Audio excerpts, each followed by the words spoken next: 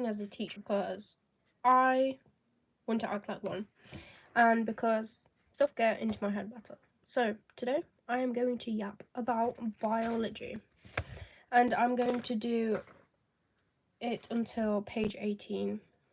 Oh no, actually, wait, page 18. Yeah, so then I have like 100 pages to do. So yeah, okay.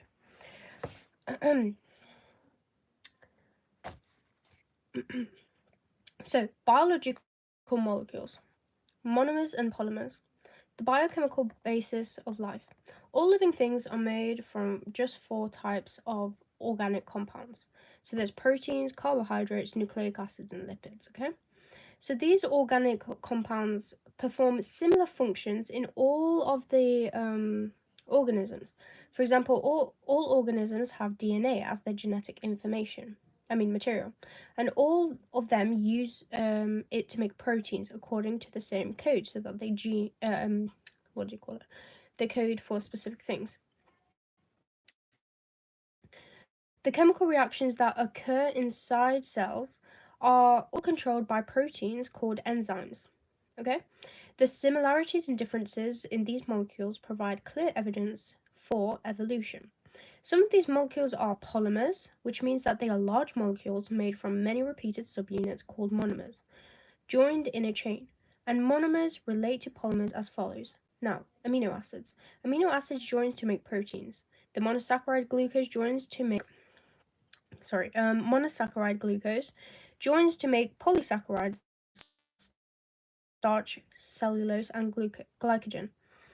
Um, Nucleotides join to make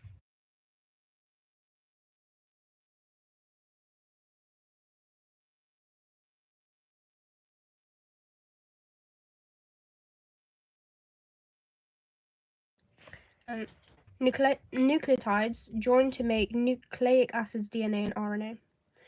And then we have lipids, on the other hand, are not polymers. So hydrolysis and condensation. Think of these reactions as breaking down and building back up again. I literally know this because I've read this so many times that I've literally memorized this. So technically, there are two. There's one called hydrolysis and there's one called condensation. The food we eat contains a lot of polymers. Digestions involve breaking these large molecules so that they are simple, soluble, and that they can be absorbed by the blood. So large molecules are hydrolyzed into smaller molecules so that they can be absorbed into the blood.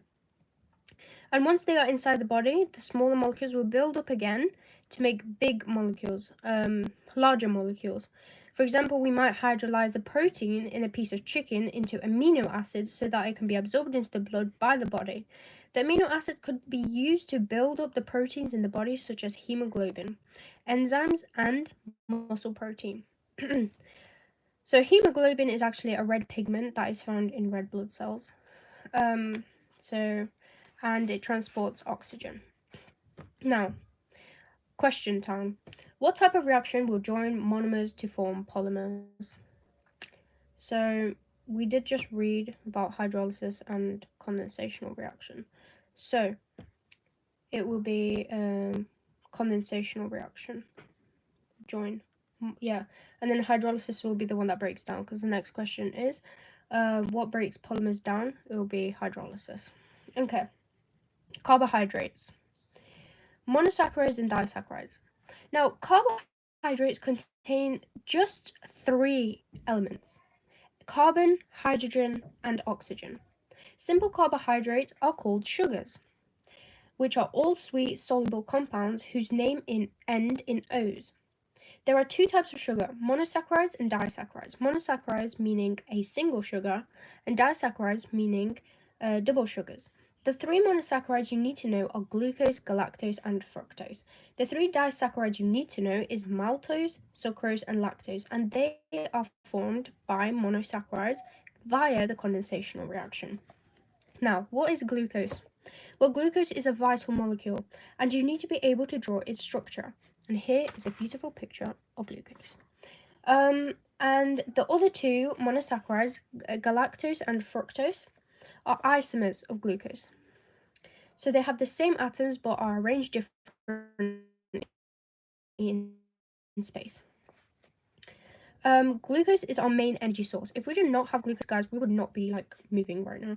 So our cells respire glucose most of the time. This means that the energy in glucose is released and used to make ATP. So ATP wouldn't even exist if glucose didn't, because I'm pretty sure when you break down glucose, the energy that is used for that and the energy like given from that makes ATP. And ATP can provide instant energy for activities such as the contraction of muscles. Now, alpha glucose and beta glucose. Yes, there's two. Glucose has two isomers, alpha glucose and beta glucose, and later on we'll find out that they actually make different things. So there's a slight important difference between the molecules. Alpha glucose polymerizes to form the energy storage compound starch and glycogen. So they make starch and glycogen, and now we go to the beta glucose, which polymerizes into cellulose. So cellulose is the odd one out. It's made from beta glucose, and alpha glucose makes starch and glycogen. A compound with completely different properties. Although they are isomers, they still make completely different properties, which is crazy.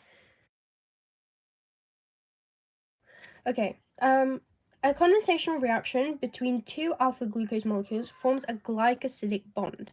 So, between monosaccharides, there's a bond called the glycosidic bond, and that causes maltose. Now, going back to the monosaccharides, glucose, fructose, and galactose, two glucose molecules that will be joined together by a condensational reaction will form a glycosidic bond which will produce the disaccharide maltose.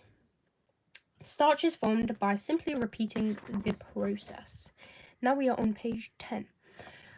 So sucrose and lactose.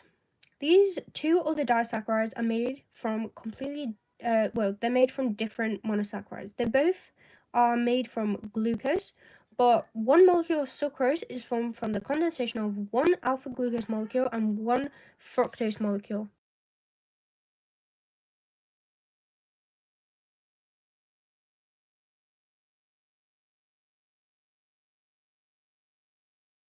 Okay, anyways.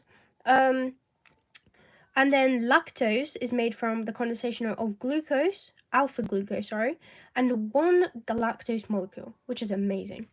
So they all have glucose, but they are made from like different monosaccharides, whatever it's called.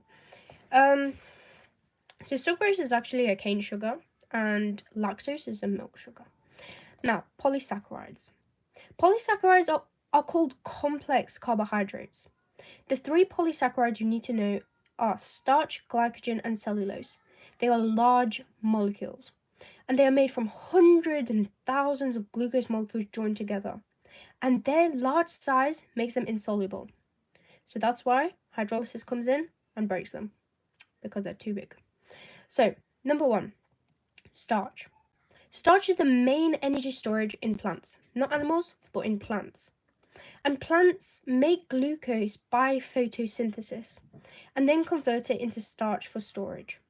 So it does not take too much space and it does not make the water potential of the cytoplasm too low. Starch is not one compound but a mixture of two, amylose and amylopectin. Amylose is a straight-chain polymer of glucose, which means that it is a one long spiral molecule? How's it spiral? Hold up. Okay, amylose is a straight-chained polymer. Oh, right, okay. It can be straight and spiral. That got me for a second, I was a bit confused. With just two ends and there are no branches. Whereas amylopectin comes in and he's like, yep, I have many more ends. So this is important because new glucose units can only be added or released from the ends. Amylopectin can therefore be built up and broken down more quickly than amylose. So amylose and amylopectin, they are the mixture of starch. Okay, now, a starch compound needs to be compact, insoluble, and available when needed. So, starch does this role perfectly. and this is why. I'm going to explain this. There's a job interview, and starch comes in. The job requires starch to be compact, insoluble, and available when needed. So starch comes in and he says, oh, I'm a spiral shape of amylose, which makes it compact. Amylose is straight chained. And I am huge, which makes me insoluble. And the branching of amylopectin provides lots of ends which can release glucose quickly. So starch does this role perfectly. Now we have glycogen. Learning about glycogen is easy. It has the same structure as amylopectin, so therefore it means that it must be branched. But it is more frequently branched. As a result, it can be broken down and built up much more quickly, which matches the greater energy needs of animals. So starch is found in plants and glycogen is found in animals. Most of our glycogen is stored in the liver and muscle. When blood glucose levels are low, glycogen is broken down to restore these levels. Think of glycogen as a short-term energy storage, whereas lipids are long-term. Now, cellulose.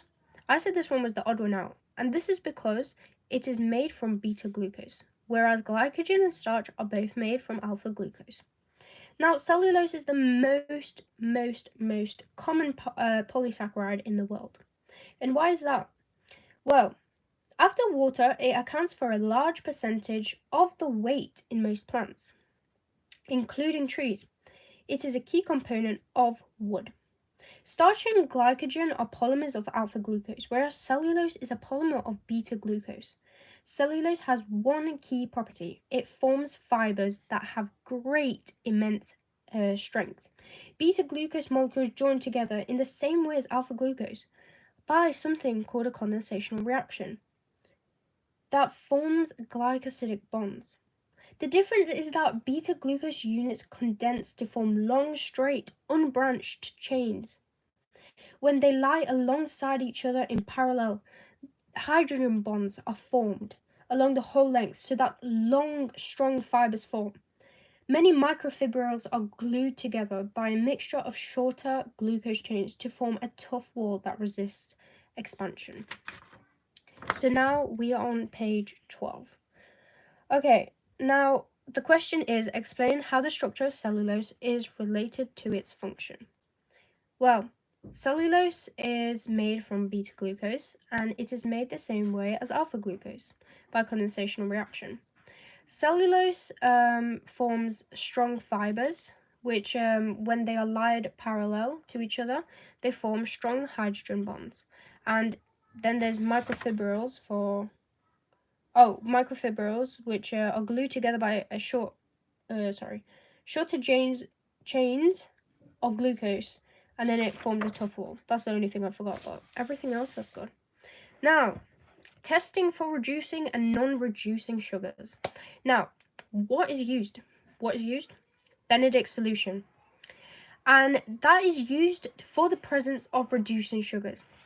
It can also be used to test for non-reducing sugars. For reducing sugars, you have to dissolve the test substance in water. Then you add Benedict's reagent and heat. The main thing is that you heat it up almost to a boiling point. In a positive result, to know that we have sugar present, what will happen is that it will change from the color of blue, and it can change from red to green. So it depends on the quantity of sugar. Now, if it is negative, it will remain the blue color.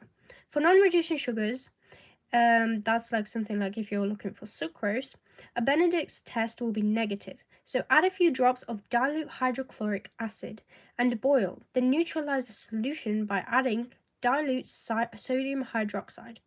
Finally, add Benedict's reagent and reheat again. If it is positive, a precipitate forms and the solution changes color from blue to orange. This means because the non-reducing sugar has been split into its constituent reducing sugars. The Benedict test can also be a quantitative. It can be used to determine how much reducing sugar is present. There are several ways of doing this in increasing order of accuracy. So, number one is assessing the depth of the colour by eye. It should go from a vaguely greenish to a deep orange. So, well, actually kind of red. So, yeah, it's like between those. Number two is assessing the depth of colour using a colorimeter. And number three, by filtering, drying, and weighing the orange precipitate, which is copper oxide. So these are the three ways we can check if how much reducing sugar is present. Okay, now we are on page 13. Testing for starch. So, testing for the presence of starch is simple, and I'd say probably one of the most simplest. Add a few drops of iodine solution, and after that, you'll get your result. If it is positive, it will change from a yellowish brown to a deep blue black. Now we move on to the beautiful lipids. Now, lipids are what most people think are like fats and oils. The two vital properties of lipids are that they do not mix with water. They absolutely hate water and they will not mix. For example, sometimes you make hot chocolate and you buy that organic cacao or whatever you call it, and it does not mix with milk unless you heat it. So there's like some whole chemistry behind that, which I'm not going to explain now, but yeah. So they do not mix with water, and they store. Well, actually, no, they also don't dissolve in water, as well. So it's not only milk.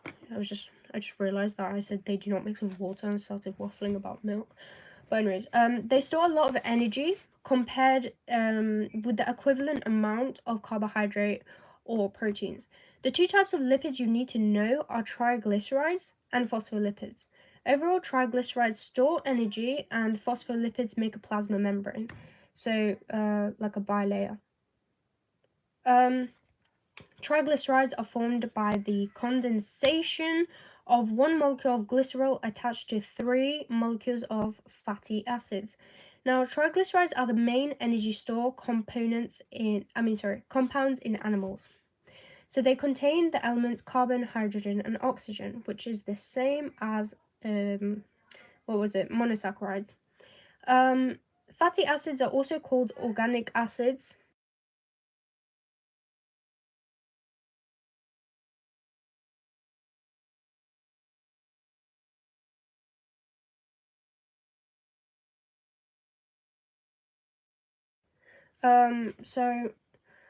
Triglycerides are the main energy storage in animals.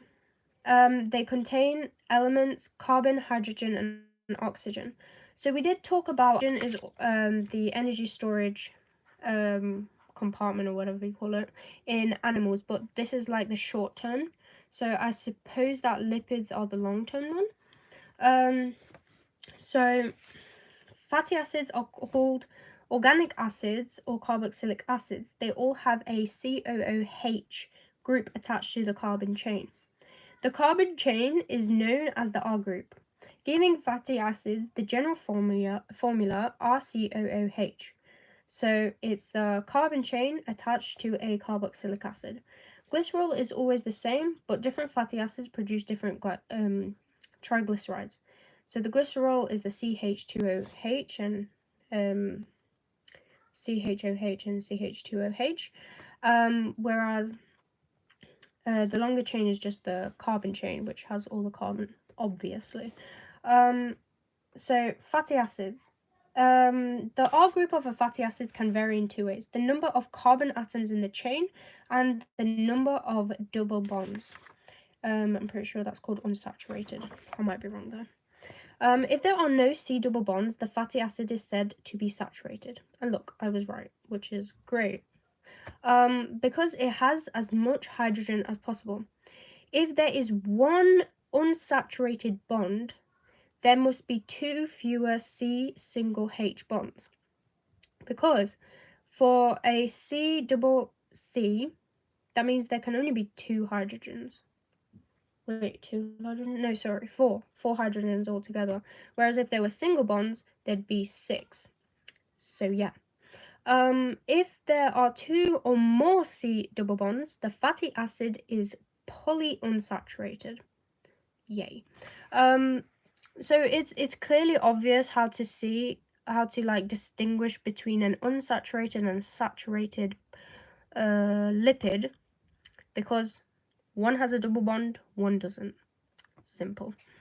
Now, fatty acids in animal triglycerides tend to be saturated and solid at room temperature. So at room temperature, they are saturated, and saturated means that they have a double bond. And they are solid at room temperature, for example, lard. And plant fats tend to be unsaturated and are usually oils at room temperature. Now, phospholipids. Phospholipids differ from triglycerides in that they contain a phosphate containing group. So, instead of one of the fatty acids molecules, phospholipids therefore contain the element carbon, hydrogen, oxygen, and the extra one, phosphorus, because they have a phosphate containing group. The phosphate containing group is vital. It is absolutely important. Instead of the whole molecule repelling water, the phosphate group actually attracts water. The result is what you get, a molecule with two ends. A phosphate group that attracts water and two fatty acid tails that repel water. Now we are on page 15. So 16, 17. We have 3 more pages to go through. In water, phospholipids automatically arrange themselves into a double layer, the basis of membranes in all cells. So now, testing for lipids. How do you know if your food has lipids? Well, you do the test, which is called the emulsion test, and it is used to test for lipids. First, you dissolve your test substance. You take your food and you dissolve it in water. I mean, not water, ethanol. And then you filter it. Then you add water to the filtrate. If the test is positive, the substance will turn cloudy milky because the emulsion has been formed. An emulsion is a suspension of lipid alcohol droplets in water.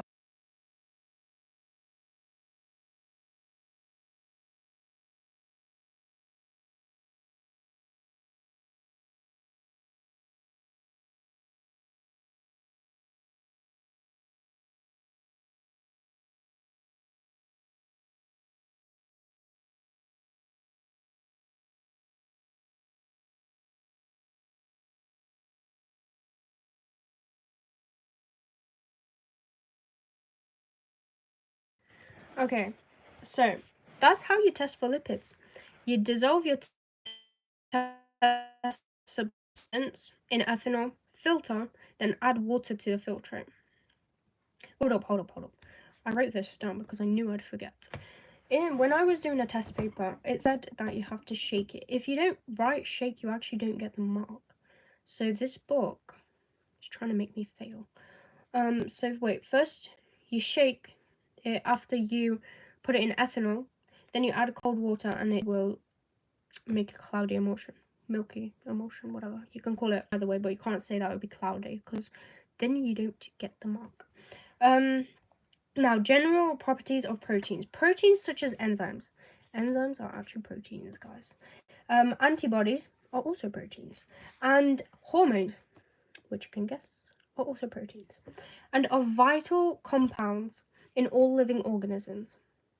Their function includes holding your body together, allowing you to move, digest, and absorb your food, controlling your body chemistry, and fighting off disease.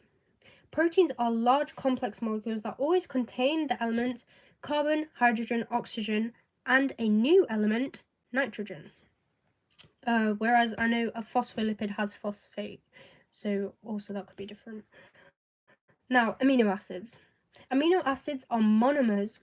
Amino acids are monomers. Monomers, from which proteins are made.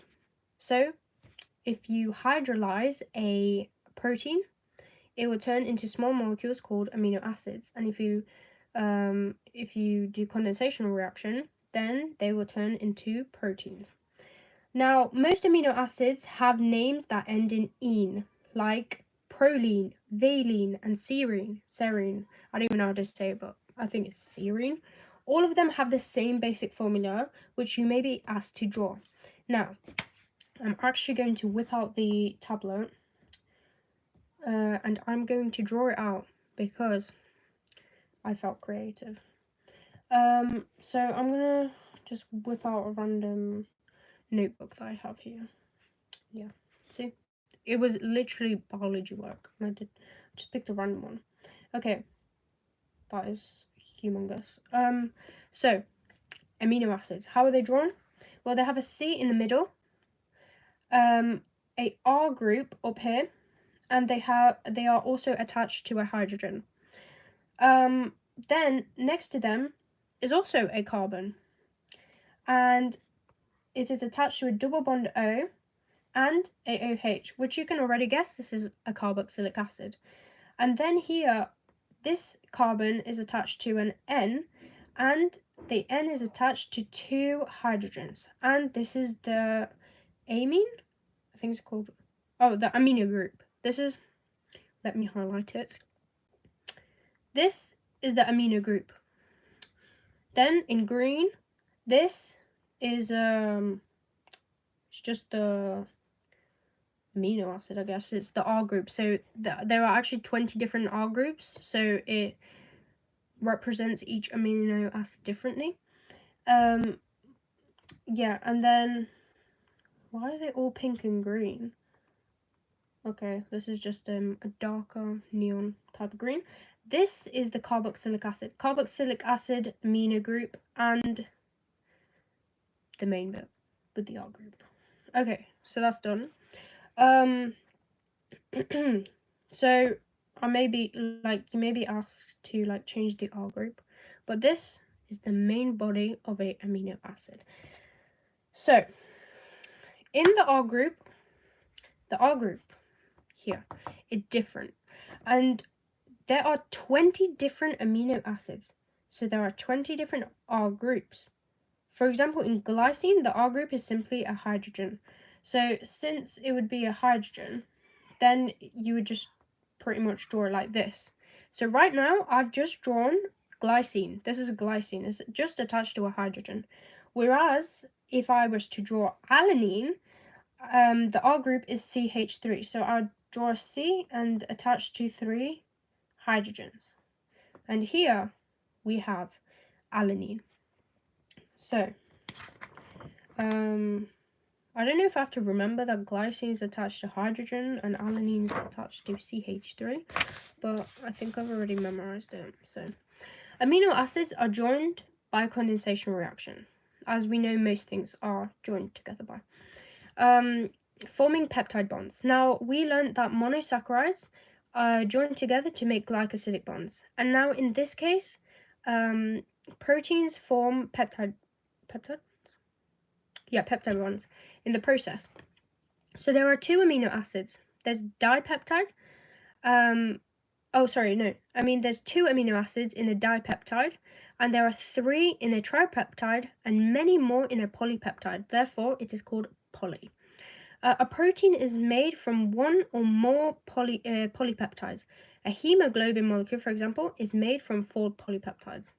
I know I read this before, but I actually forgot about that, and it's kind of cool. So you don't need to remember the names of different amino acids, but you should learn their general structure. A dipeptide has a backbone. Great. NCC, NCC. You can use this to check that you have drawn it correctly. Longer peptides all have the same backbone, sorry. Okay. Now, I kind of want to draw alanine. Hold on, wait, this is alanine, isn't it? Oh, guys, I've already drawn alanine here. So, yeah, alanine, CH3, and then, yeah, I knew I'd forget it. Glycine is attached to a hydrogen.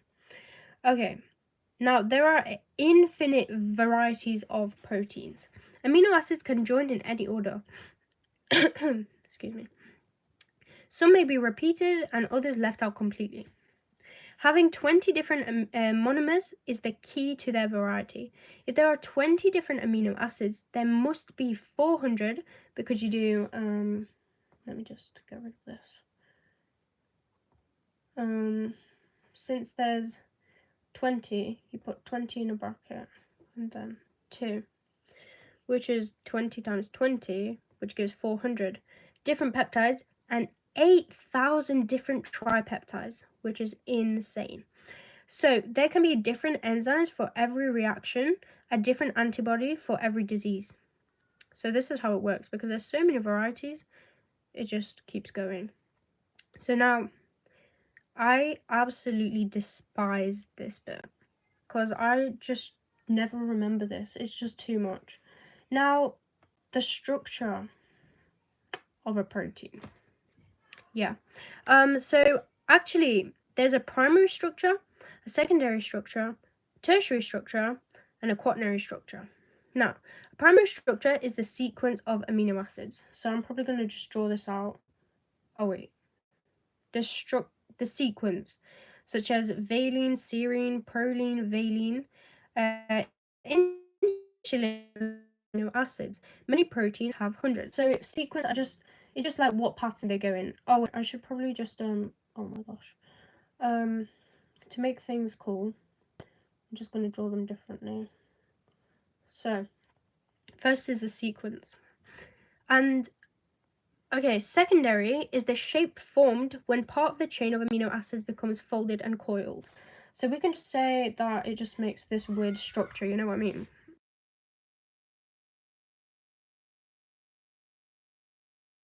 Okay, wait guys, this is actually making sense now. So for primary structure is the sequence, secondary structure is the shape it forms when it is folded and we can just do coiled. Tertiary structure is the overall shape, so we can just say it just makes this weird shape and we can add this around it. So it's the overall shape the amino acid chain makes.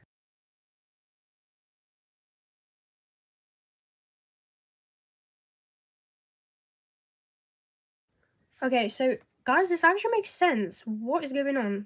I never understood this and now I am. Maybe because of the beautiful pictures I've drawn. When in water, a wide variety of forces combine to twist, fold, and bend the polypeptide into the most stable shape.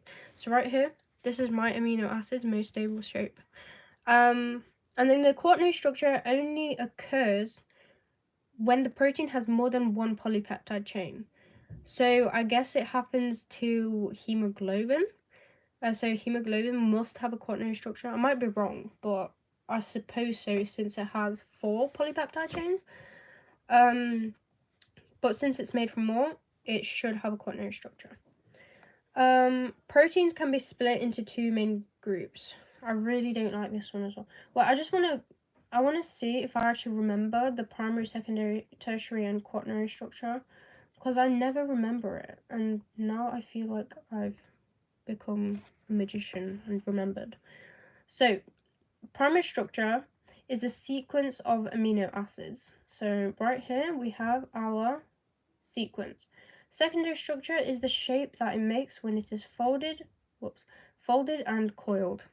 Okay, and then the tertiary structure is the overall shape the amino acid makes.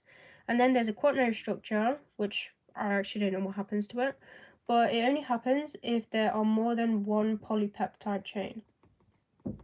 So, for example, hemoglobin. Oh my gosh, I actually remembered it. You know, I'm so proud of myself right now.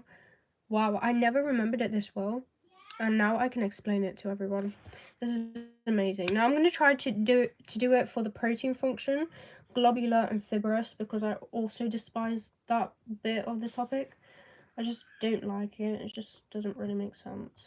But I was wrong about that and I got that right, so yeah. Okay, globular proteins are generally rounded. Globular, yeah, obviously it's going to be round in shape. And examples include, they tend to have chemical function. So for example, there's enzymes. I feel like I'm wasting my time writing this. So. Membrane proteins that control the movement of ions and other substances. So enzymes, membranes, hormones, hemoglobins, and antibodies. They are round in shape and they tend to have a chemical function. Oh wow, I actually never knew this does this. Well, I knew it did it to lines, but I never knew it did this. So globular proteins are generally round. They tend to have a chemical function. So chemical function. They tend to have a chemical function. So fibrous are usually long, thin molecules that generally have a structural function. So fibrous is round in shape, and what's this called? Fibrous proteins are long and straight, and then fibrous have the properties of have the chemical function, and fibrous have the structural function. For example, like collagen, keratin, actin, and myosin, which are found in muscles. So it's like the structure based. Like for example, keratin, they give strength to the skin, hair, nails. Collagen gives strength to the tissues, such as bones, tendon. Wait, are bones tissues? Bones. They must be. Okay, how interesting. Generally, the shape of globular proteins is maintained by relatively weak forces such as hydrogen bonds and ionic bonds. In contrast, big, tough, fibrous proteins more rely on disulfide bridges. Okay, great. And now we are on the last page, 18. I have been studying for 36 minutes. Wow, this felt like 10 minutes to be fair. Okay, testing for proteins. The Bio-Ret test is a biochemical test used for detecting the presence of peptide bonds.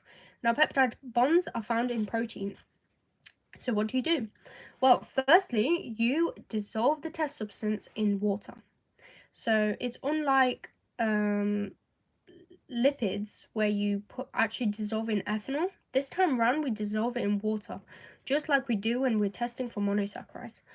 Then you add the Bio-Ret reagent, a mixture of copper sulfate and sodium hydroxide. Copper sulfate? Wait, I'm a bit confused. When you're testing copper oxide, oh right, okay, because when you do like something to do with Benedict solution, when you're testing for reducing and non-reducing sugars, you can actually filter, dry, and weigh the orange precipitate. And I thought it was copper sulfate, but it's actually copper oxide. So many proteins are enzymes.